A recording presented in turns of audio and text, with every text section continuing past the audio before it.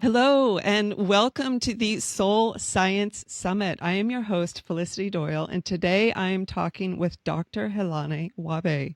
Dr. Wahbeh is the Director of Research at the Institute of Noetic Sciences, IONS, and an adjunct assistant professor in the Department of Neurology at Oregon Health and Science University.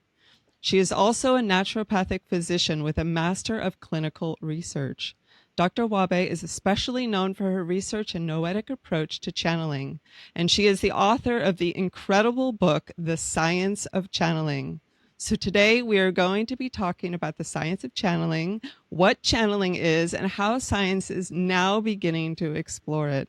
Thank you so very much for joining me today, Dr. Wahbeh. Thank you for that lovely introduction, Felicity. It is a pleasure to be here today with you. Oh, I'm so excited about this. I've been incredibly excited about this. So I know that probably everyone is curious about knowing, how you got started in the field. But before we do that, I just want to catch everyone up. What is channeling exactly? So the word channeling brings to mind so many different things to different people. And that was actually one of the biggest things I noticed when I first started in the field was like how the terms had different meanings for different people, and there were different terms describing the similar things. So the way I define channeling is really as a broad umbrella term that encompasses a wide variety of experiences. And I define channeling as this process of accessing information and energy from beyond our conventional notions of time and space that can appear expressive or receptive. So what do I mean by that? So like I said, there's such a diverse range of experiences, from something like gut hunches or intuitive hunches that just about anyone could say they've experienced. And, that could be a receptive type of channeling. So, for example, you're having to make a decision between two things and you just feel so clearly that you need to choose choice A. You don't know why, there's no kind of logical rationale behind it, but you just feel really clear that that is the right choice. And then you follow through with that, and then things open up in a really beautiful way for you. So that is kind of like an experience of gut hunch or intuition. But channeling also encompasses things that might be more rare, like mediumship and trance channeling, which is often what people think of when they hear channeling is trance channeling. So I consider that kind of a subset of the broader channeling. And trance channelers believe that they have the ability to have their body be a vehicle for non-physical beings to use to speak through them or to move. And so that's a much more rare experience. It usually doesn't happen spontaneously. People train for it or are born into families where that happens for them. And then we also have many different experiences in between for channeling, like knowing the future or having dreams where you get noetic insight, or being able to have a voice that says stop when you're in danger, warning you from some imminent danger or death even. And for every person who's listening, there is a unique way that the channeling can show up for them. Because I am a strong believer that everybody has the capacity to channel in some way, but that the way it shows up for them is quite unique. So anyway, that's a very long definition explanation about channeling. I could have stopped with that one sentence definition, but I wanted to give a little bit broader understanding of what I mean by that. Well, I'm really glad that you did, because I think that, a lot of people do define it in that certain way. They're looking towards trans channeling as being like the main vehicle of channeling. But I really love that you have this broader umbrella term for channeling, because I think it's helpful to understand that this is, a general mechanism, right? A general mechanism that you can do all these things under. And like you said, kind of, have a receptive way or, moving it in all sorts of different ways. And so I can also think of channeling, as channeling inspiration or creativity, through music or art or all these things. And I think a lot of people don't realize that they're doing this. Absolutely. I wholeheartedly agree. And you made me realize one thing I didn't mention is the expressive forms of channeling. Oh, An yes. example of that is mind matter interactions, or what some people call psychokinesis or PK. So this is the idea that our consciousness, our intention, can actually affect the physical world in some way. So that would be an example of expressive channeling. And so your audience may have Wow. heard words like psychic or ESP or intuition. I mean, there's so many different words that apply to this. And I think at the core of it for me, it's about our human potential and our capacity to access wisdom and affect our world in a way that goes beyond our traditional five senses. Yeah, no, and I love that. And I think that's so important. And this is one of the reasons why I'm putting together this summit is because I really want people to understand like our broader selves, our broader nature. So, we are this energetic self, right? Having this human physical experience. And so just like, our physical body has these five or more, right? Physical senses, our energetic body has energetic senses. And so these are those psychic senses. And so I like to move like the psychic phenomenon more away from kind of that mysterious quality of if you're looking at yourself as a human physical being only, right? Then this psi phenomenon is like very magical and mysterious. But if you look at it from the respect of, well, these are just another series of senses that you used because it's another body of yours, then to me it makes more sense. And then it has more of a scientific basis as well. So I like to kind of pull it in that way.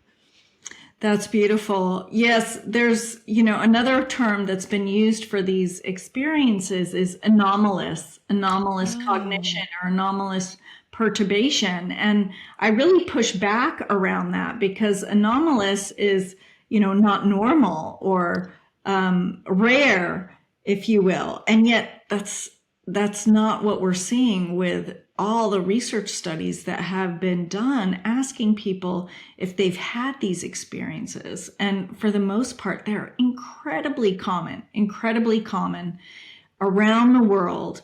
So, I'm really supporting this notion that we don't just keep tucking these under the rug, that we actually bring it out in the open. Because, if you walk into a room with 10 people, probably 8 out of those 10 have had some type of channeling experience. And so that is not rare. That's incredibly common. And so let's start having conversations about it so that we can learn from yes. it and potentially use them to help us.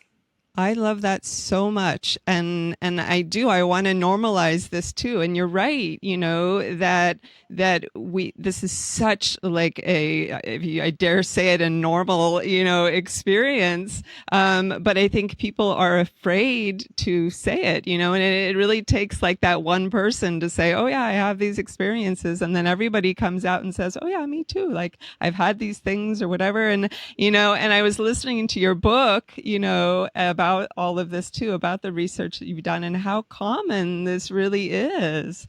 It's so amazing. Yeah. And so, one of my motivations to write that book is just for that reason. So, people could hold it up and say, you know what? I am not alone. There are so many people who've experienced this, but not only that, there's all this research that's been done on it for almost 150 years now, at least in the West. So I think it's time. And even in the short time that I've been in this specific field, I really have seen things shifting quite a bit. And what we're really up against, the taboos around this, I think are centered around a few main issues. One is the perception that it's not normal. And if you have these experiences, you have a mental health issue. And so I don't want to diminish that concern, because there are certainly ways that these experiences can unfold that can impact people's daily lives so that they can't function. And so, but that's usually rare. For the most part, people find that these experiences add richness to their life. They bring meaning to them. They use them in a really positive way, and they positively impact their lives. So there's this myth around the mental health issue. So that's number one. Number two, I think we have ancestral trauma, people being burned at the stake. And I mean, that was a very, very real, ugly part of human history, where if you expressed this openly, your life was at risk. So I think there's a little bit of that, and it's important to name that so we can let it go, because at least in the West, that's not going to happen. I mean, people may look at you funny if you're in the wrong, if you're expressing it openly in the wrong room, but for the most part, and again, I don't want to diminish that, because in other parts of the world, it may be life-threatening. But there's many, many other countries where it's much less restrictive than the West, and it's just part of their normal cultural beliefs that spirits exist, or psychic experiences are normal. So anyway, there's a huge range around that globally, but this taboo coming from a fear of exposure and persecution, I think is really big. And then the last, or one of the last, but I think probably the most pivotal right now in our world, is the dominant scientific paradigm is physicalist, which means that the way that we understand the reality of our universe is it's based on physical structure.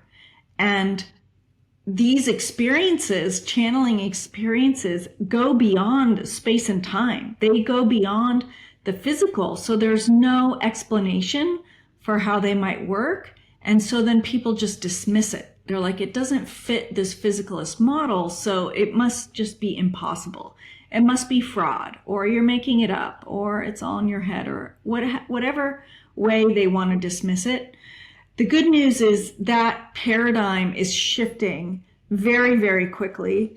The physicalist model explains a lot, but it doesn't explain everything, and that there are post-materialist, physicalist models that are emerging in cosmology and physics and many disciplines of science that are giving us an alternative model that could potentially explain how these channeling experiences unfold.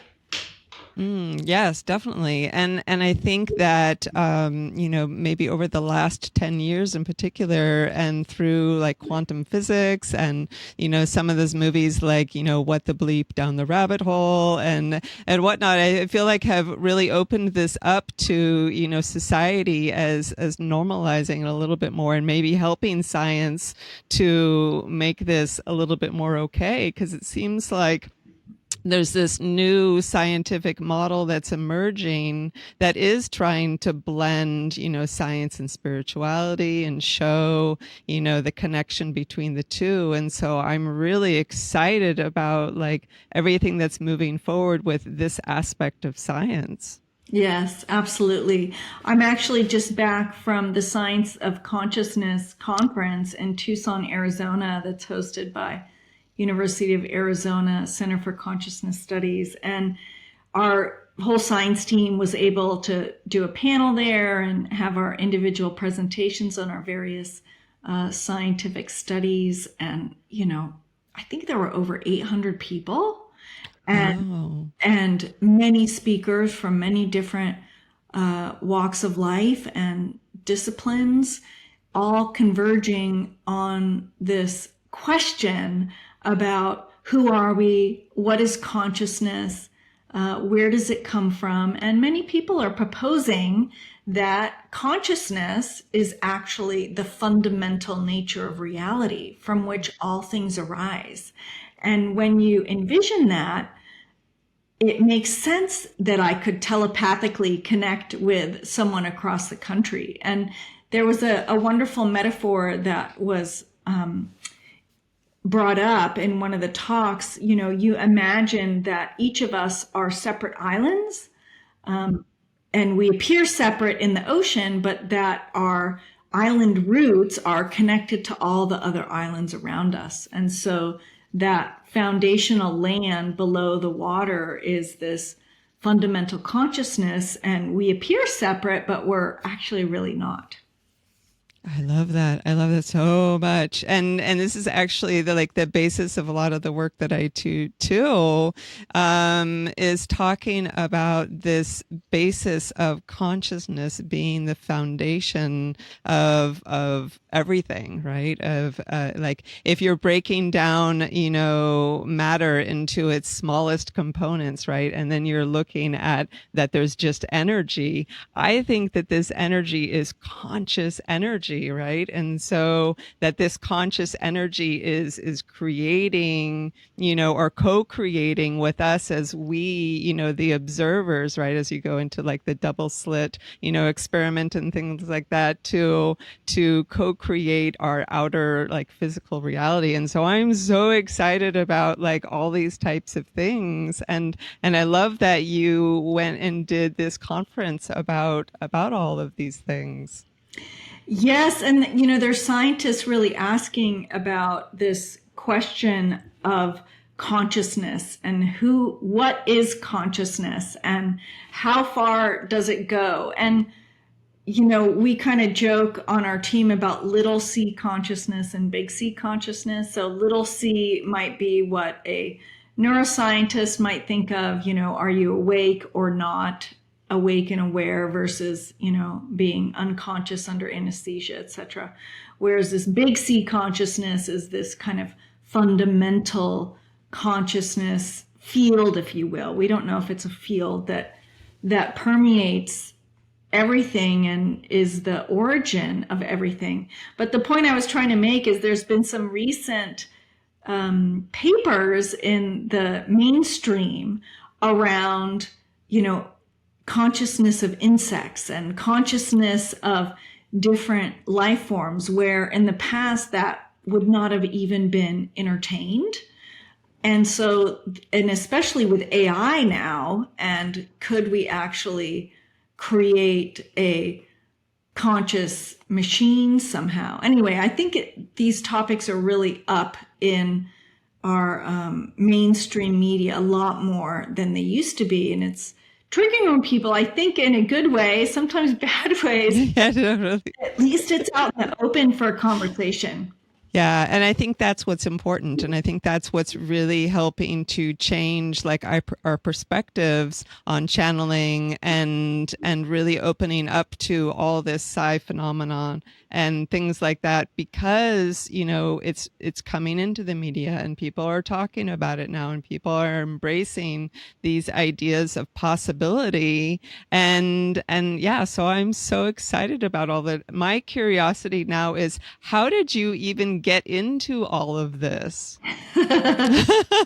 It's a wonderful route, full of synchronicities. I actually was trained as a naturopathic physician, so a clinical doctor, and I got really excited to get back into research. So I got a master's degree in clinical research and did a few postdoctoral research fellowships like you talked about in my bio. And was trained as a scientist to do clinical research and focused on mind-body medicine, which, when I first started, psychoneuroimmunology had already been around for a while. People were really starting to understand the relationship between the mind and the body. And I really was excited to look into that. And was a meditation practitioner myself and got into doing meditation research. So I was at Oregon Health and Science University doing my meditation research with combat veterans and post-traumatic stress disorder, teaching them meditation to see how it improved their symptoms. And a friend of mine called me and said, hey, you really need to go to this Future of Meditation work group at the Institute of Noetic Sciences. And I said, oh, that sounds interesting. What's that all about? So he got me an invitation and I decided to go, and I was just absolutely amazed because it was a group, I think it was about 20 of us meditation researchers, and the call for the conference was around, what is Western science not looking at in meditation? We can only look at it with these very specific, limited research questions, but what about, all these esoteric aspects of meditation, or, non-dual transcendent states of consciousness, or the, spirit guides that people experience while they're in deep states of meditation. Those questions were not really safe to be asked in academia with this huge increase of interest in meditation research. So we were really poised to inspire people to look at those aspects.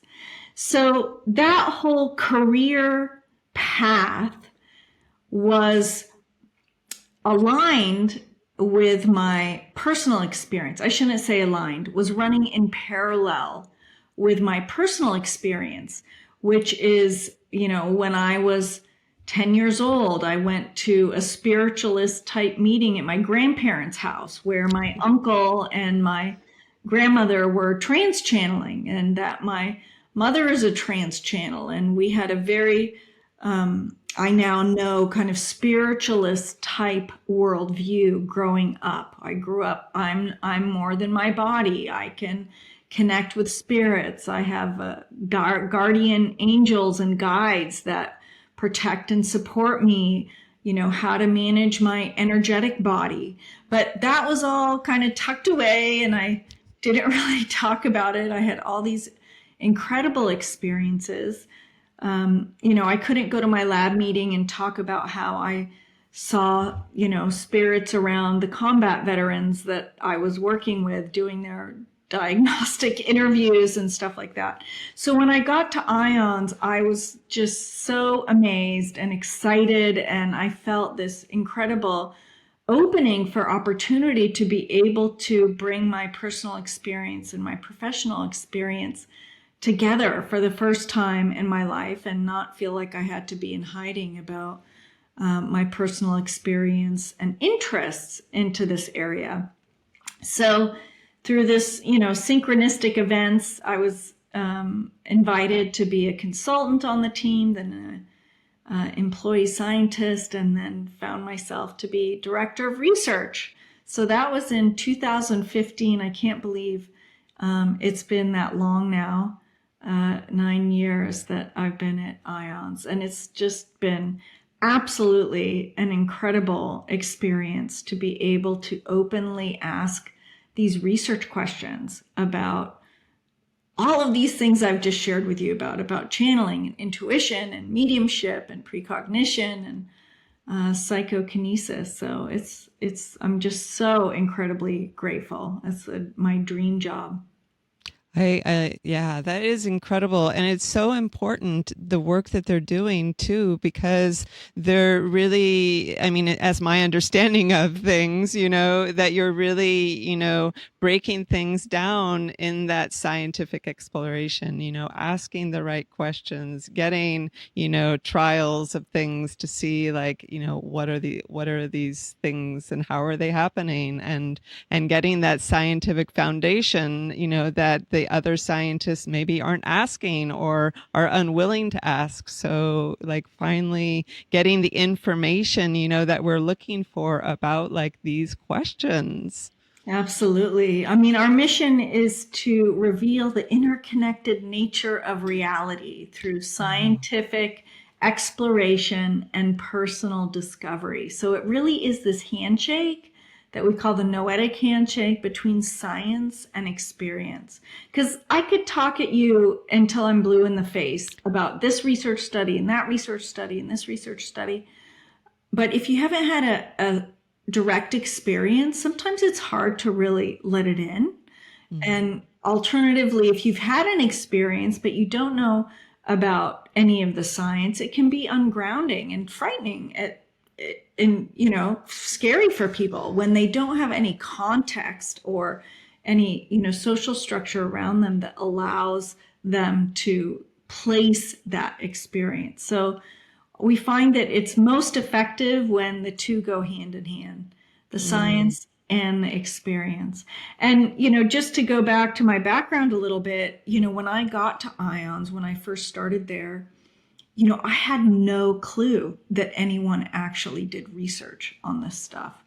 And, you know, I had grown up my whole life without knowing that there was like 150 years of research in parapsychology that had been rigorously studying these phenomenon. And I think many people don't know about that there's actually literally thousands of research studies that have explored these channeling phenomenon in the West, of course, for the last 150 years. Of course, many indigenous cultures have had it integrated in their own science of life for thousands of years.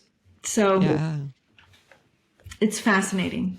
Yeah, that's true. I mean, it's amazing how many cultures have been using this as like a normal part of their society, you know, and yet we've like lost, I'm guessing that we have lost touch. I mean, maybe we didn't have touch with it, but I am assuming that we just lost touch with that kind of connection at some point. And I'm so glad that IONS is here to like bridge that gap and to, you know, bring us back into connection with something that is obviously, you know, such an innate part of who we are. And so, you know, you're touching at like these fears and concerns, you know, like people have. What's some advice that you could give people that would help to maybe ease those fears and help them as they enter into like exploring this arena of channeling? That's a wonderful question. You know, we've been working on a research program for the last few years called the Noetic signature. So I think I mentioned in the beginning that, you know, we're holding this premise that everybody has their innate capacity to channel in some way, but that the way it shows up for them is unique to them. So we call this the Noetic signature. So I won't go into all the studies of how we did this, but we developed the Noetic signature inventory, which is a 44-item questionnaire that you can take that lays out what your signature looks like along 12 different characteristics. And I find that the Noetic signature inventory is a really wonderful self-exploration tool to, if you haven't already, discover where your strengths lie in your own intuitive capacities and learn more about them. And if you choose to, perhaps train them even further or explore other characteristics that you may not be as inherently strong in. So that's a long way to say being open and curious and setting the intention to discover what your own particular flavor of channeling is. How does it show up for you in your life? Do you feel it in your body? Do you hear it in your mind as a voice? Do you get images? Do you, pick up symbols from around you? There's so many different ways that people experience their intuition. And so my invitation to the audience would be to, with baby steps, as big or as small as feels comfortable to you, to begin that inquiry of what your special channeling sauce is. I love that. I love that so much. And I think that is so important that you say like our unique, noetic signature or our pattern or whatever our approach is, because, so many people out there are trying to compare themselves, and if they're familiar with psychic abilities, to compare their abilities to others. And I think it is so important to let people know that like your way of doing it is going to be unique, and to not compare yourselves to others, but instead to explore like your own scientific explorer of your own body and your own awareness, your own consciousness, right? Like how your abilities work for yourself. So yeah, thank you for sharing that information. That is so helpful. Absolutely. And I just am so wholeheartedly aligned with what you just said about like there's no one way better than the other way. And, kind of letting go of this competitive, superior, inferior expression of our intuitive gifts and, really loving and honoring however it's showing up for us and reveling in the diversity of it. The Noetic signature inventory isn't about your skill, it's about your experience and the vast range of how it can show up in so many people. And some people will hear this and say, but I still want to know, like, how good am I at this particular thing? And there are ways to test that in the laboratory. And we have a website called gotsci.org that's been live for over 20 years. We have like 300 billion trials that people have submitted, which is quite incredible. So it's like 8 tasks, like games, online games that you can use to test your skill at a very specific type of channeling ability. And what is also interesting is people will do those tasks and they'll say, oh, I didn't do that well on them, so that must mean I'm not good. It's like, no, that just means you're not good at that one specific type that is tested through an online game. But in reality, how often does it show up for us in an online game? Often these experiences are spontaneous and they're motivated by very human and social needs.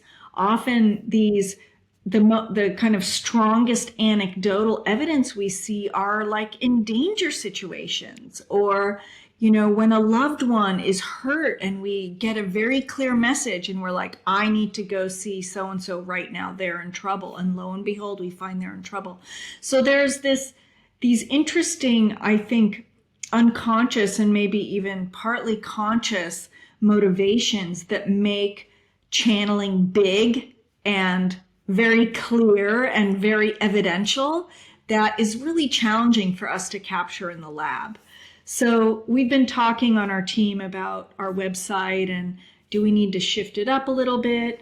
We're also doing a number of studies looking at, well, how do you amplify this channeling ability? And one study that I'm working on that's actually a multi-lab collaboration from labs around the world is on something called the Gansfeld protocol. Yes. And so the idea around it is that if you can make your sensory input very static and unchanging, then it's easier to receive those psychic impressions, whether it's from the future or from a paired person in the next room. So you have this red light over your eyes, you are listening to this pink noise, you're in a very relaxed state, and then we do either telepathy or precognition or knowing the future type experiments in the laboratory when people are in this very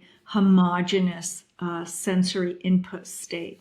Anyway, those are just a few glimpses of the testing of that kind of skill piece and forays into how do we make it actually happen in the lab on demand so that we can study it more clearly instead of all these incredible spontaneous anecdotes that we experience in our daily life. Oh, wow. That is so amazing. And yeah, I had heard about that experiment. So that is so fantastic. If people wanted to get involved or know more about what you do, what is the best way for them to reach out to you? Would that be through Ions and to know more about them? I'm going to put all of the information below this video as well so that they have all that information too. But Wonderful. yeah, whatever else you wanted to share about that. Yes, so our website is just a wealth of information. It's at Noetic, Noetic.org. And on there, you can find our publications, our research projects. There's also a page showing our active research studies that you can actually participate in, which is really fun. Ooh. You can also go to nsi.noetic.org, and that's where the Noetic signature inventory is if you'd like to take that for yourself. We also have Connect Ions Live, which are free webinars. Those are a little bit on hold at the moment because we're gearing up for our large online conference that's happening at the end of May, beginning of June, and we're still in early bird registration. If people wanted to attend that, that would be fantastic. We have a wonderful community, so many resources available for people to join and embark on this journey of discovering their own channeling experiences and how we are all interconnected. Oh, ooh, so fun. So fun. Yeah, I'm definitely going to check that out.